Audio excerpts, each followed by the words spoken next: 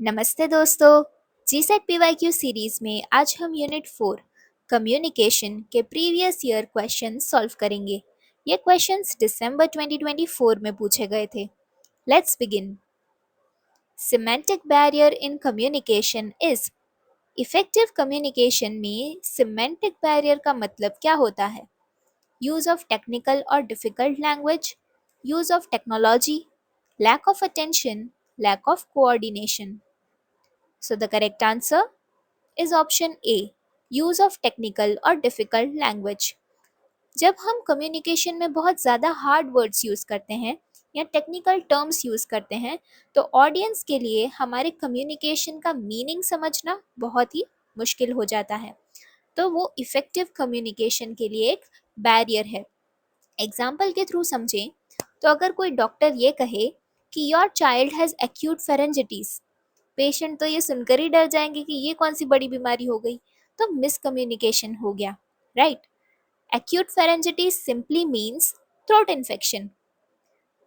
तो technical term के use करने की वजह से कम्युनिकेशन में बैरियर आया, so that is semantic barrier. दूसरे ऑप्शंस भी देख लेते हैं।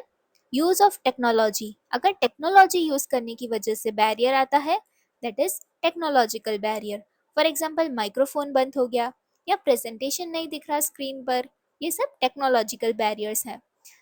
कोविड के टाइम ऑनलाइन लेक्चर्स में हम सब ने टेक्नोलॉजिकल बैरियर्स फेस किए हैं, राइट। लैक ऑफ अटेंशन, अगर ध्यान नहीं है, अटेंशन नहीं है, तो that is a psychological barrier. Lack of coordination, अगर इंस्टीट्यूट में प्रॉपर कोऑर्डिनेशन ही नहीं है तो मैसेज प्रॉपरली कम्युनिकेट नहीं होगा, that is an organisational barrier. The key purpose of effective communication is. असरकारक कम्युनिकेशन का मेन पर्पस क्या है? क्रिएट बैरियर्स, मुश्किलें लाना, प्रमोट मिसअंडरस्टैंडिंग, मिसअंडरस्टैंडिंग को बढ़ावा देना, इफेक्ट चेंज, बदलाव लाना, confuse audience. Clearly the correct answer is option C, effect change. बदलाव लाना is the main purpose of effective communication. Identify the correct sequence of elements in the communication system. नीचे हमें elements दिए हैं, उन्हें हमें करेक्ट सीक्वेंस में arrange करना है। So the right choice is option A. सबसे पहले आता है स्पीकर, तो जो बोल रहा है वो स्पीकर है क्योंकि मैं बोल रही हूँ अभी, I am the speaker. Then comes the speech, जो हम बोल रहे हैं दैट इज द स्पीच, मैं जो बोल रही हूँ वो स्पीच है। क्योंकि आप सुन रहे हैं तो आप हुए receiver. Next is the effect, ये सुनकर जी सेट को लेकर, कम्युनिकेशन वाले यूनिट को लेकर आपके जो भी डाउट्स हैं वो क्लियर हो रहे हैं और एग्जाम में आप ये क्वेश्चंस इजीली अटेम्प्ट कर पाएंगे। सो that is the effect. Speaker, speech, receiver, effect.